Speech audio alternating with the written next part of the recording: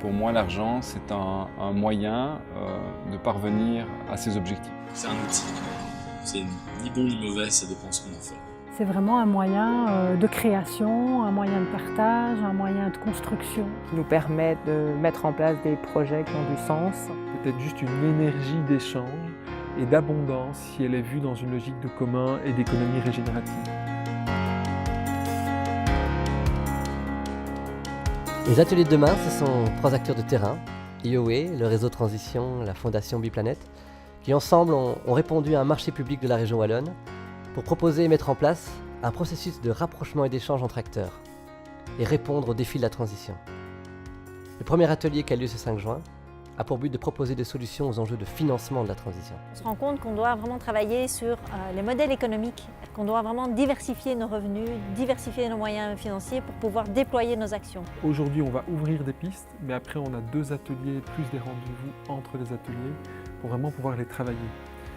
On aimerait bien être indépendant de subsides, on aimerait bien être indépendant de financement extérieur pour pouvoir réellement démontrer que ce qu'on fait, c'est pas juste un phénomène de niche, c'est quelque chose qui peut réellement améliorer la façon dont on vit. Aujourd'hui, on veut en fait développer notre politique de dons vers le grand public pour pouvoir avoir plus de flexibilité sur nos démarches, notre expansion. Et on a dégagé une série de pistes.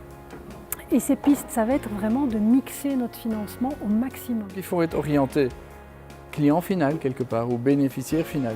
Je pense que dans le milieu de la transition, on a peur de ces démarches dites privées. Pour moi, ce qui est important, c'est que si on monte une boîte, on soit d'abord attentif à savoir qui on est dans la boîte et que le modèle économique corresponde à véritablement notre essence, notre ADN. Le modèle idéal, c'est un mix évidemment qui permet d'amortir les chocs, mais également gagner en indépendance. Personnellement, je suis plutôt optimiste parce qu'on constate à travers la journée qui est organisée aujourd'hui que beaucoup d'organisations sont soucieuses de développer des modèles innovants, qu'elles ont envie de construire l'avenir au départ de la création de valeur. Nous, on a discuté de l'idée de pouvoir mutualiser des services.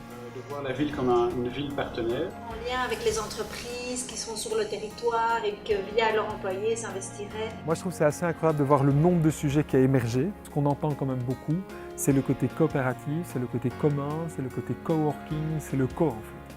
Et aussi dans de la diversité. Par exemple, on continue à aller chercher des financements publics, mais on essaye de ne pas se rendre dépendant et on a aussi d'autres sources. Pour moi, on ne réussira que si on est multiple et prêt à changer de forme.